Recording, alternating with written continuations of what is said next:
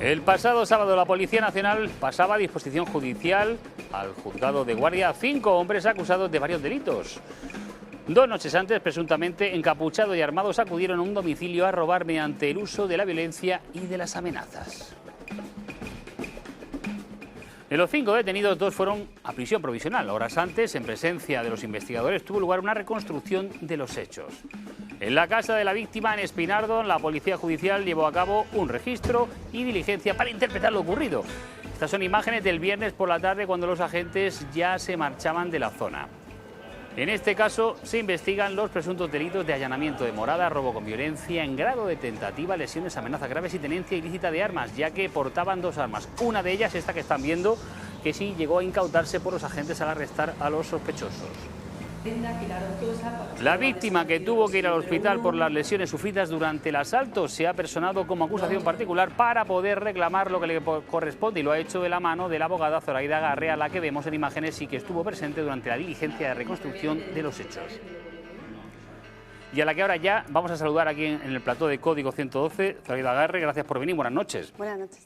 La primera pregunta, ¿cómo se encuentra su cliente? ¿Qué tipo de lesiones sufrió?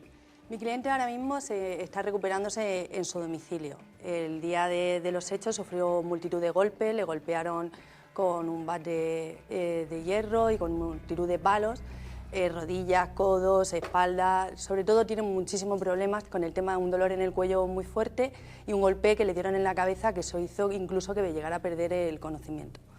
Motivo por el que fue trasladado incluso en ambulancia al hospital.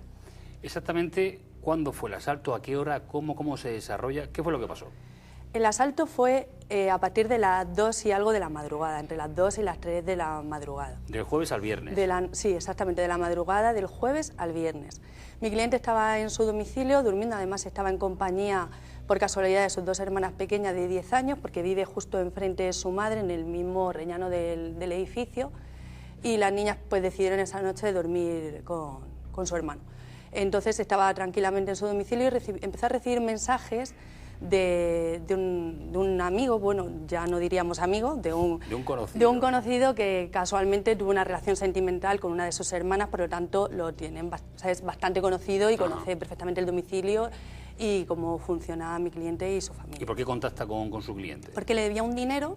Y entonces, de repente, empecé a escribirle con la excusa de ir al domicilio y devolverle el dinero. ¿A las 2 de la madrugada? Sí, sorprende exactamente. Él, la excusa que pone es que supuestamente previamente mi cliente le había amenazado con que le devolviera el dinero. La cuestión es que le intenta decir de devolverle el dinero y mi cliente rehusó. Dijo, no, que no son horas, estoy descansando, no es hora de venir a mi casa a devolver dinero. Llegó hasta un punto, ante la insistencia de devolverle el dinero, y decirle, oye, mira, que te lo perdono, que me lo tienes que devolver nada. Pero sobre todo no ahora. Sí, pero bueno, llegó un momento en que le dijo, mira, que te lo perdono, no me tienes que devolver nada. Y pocos minutos después nota que le están golpeando la puerta, tocan al timbre y entonces pues se identifica a esta persona como, oye, ábreme, que he venido a devolverte esto. El conocido, el sí, que le debía. Efectivamente, entonces él, reconociéndolo, pues abrió lógicamente la puerta. La sorpresa es que después de abrirle la puerta, pues instantes después entraron 4 encapuchados al domicilio. Instantes después, justo con él... Prácticamente segundos. No le hubiera dado tiempo, quizá, eso se tendrá que ver, lógicamente, en la investigación, pero no le hubiera dado tiempo a abandonar el edificio y salir de allí y que los encapuchados entraran o no se cruzaran en la misma puerta. Vamos, que tendrían que ir juntos. Sí. Eso es lo que Esa es la sospecha que tenemos nosotros, claro. De acuerdo. Entran esos encapuchados que decía usted antes, que iban con pistolas y con bates. ¿Y qué ocurre entonces? El cliente y los testigos lo que dicen es que 2 de ellos iban armados y otros llevaban palos. Lo que hacen es reducirlo y llevarlo a la cocina, lo amenazan, le dicen no grites, no tal. Yo creo que no contaban con que habían 2 menores, esa es la sorpresa, y las menores, ante el ruido y los golpes, pues se asustaron. Antes de que empezaran las menores a llorar, que se dieran cuenta que estaban allí, 2 de ellos, que se quedaron sujetando a mi cliente, pues le dijeron a los otros, pues entrar ahí dentro a buscar, ya pues lo que fueran buscando o que pretendían robar.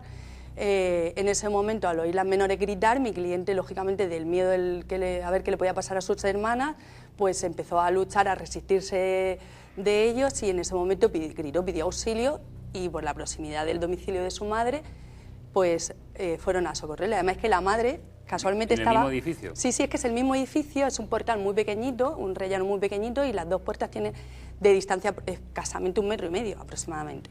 Y estaba durmiendo la madre con su pareja, que además es el padre de las menores. Y casualmente también dormía allí en ese domicilio esa noche la hermana mayor con el marido y otro bebé, por lo tanto no se contaban con nadie, eso. ¿verdad? Allí no durmió nadie, todos se despertaron. Todos se despertaron, lógicamente.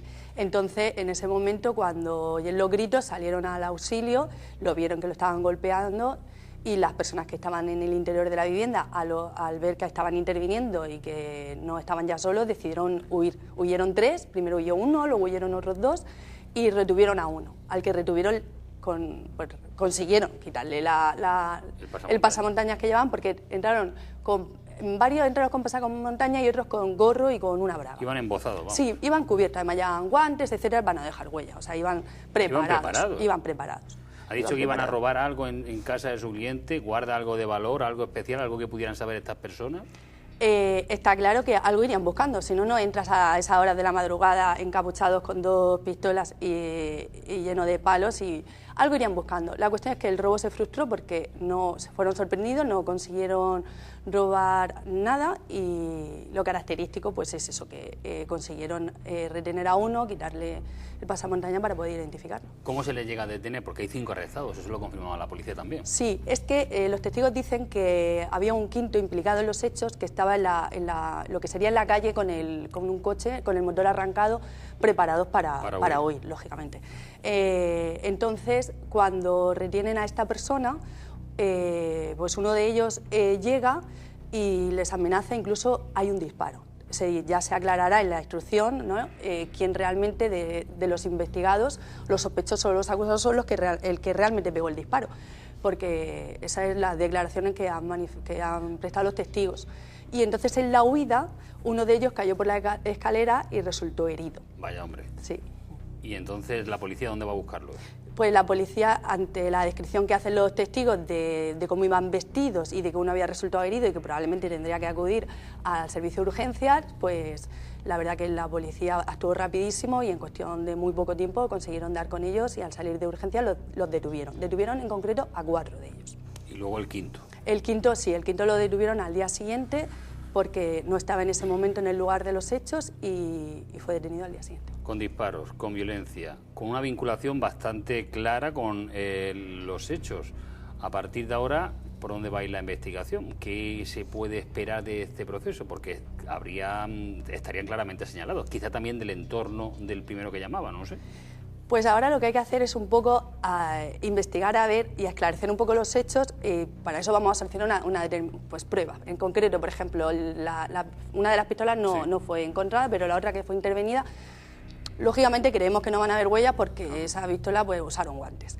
Pero sí se encontró, por ejemplo, un pasamontañas, como cuando el pasamontañas que le quitaron a uno de ellos se quedó en la zona de los hechos, pues a ver si hay pruebas de ADN. Por ejemplo, la policía también ha solicitado que se acuerde, pues que se autorice, ¿no?, el volcado de los teléfonos móviles. Solicitaremos la geolocalización de esos teléfonos para acreditar que son esas personas realmente las que estaban allí en ese momento.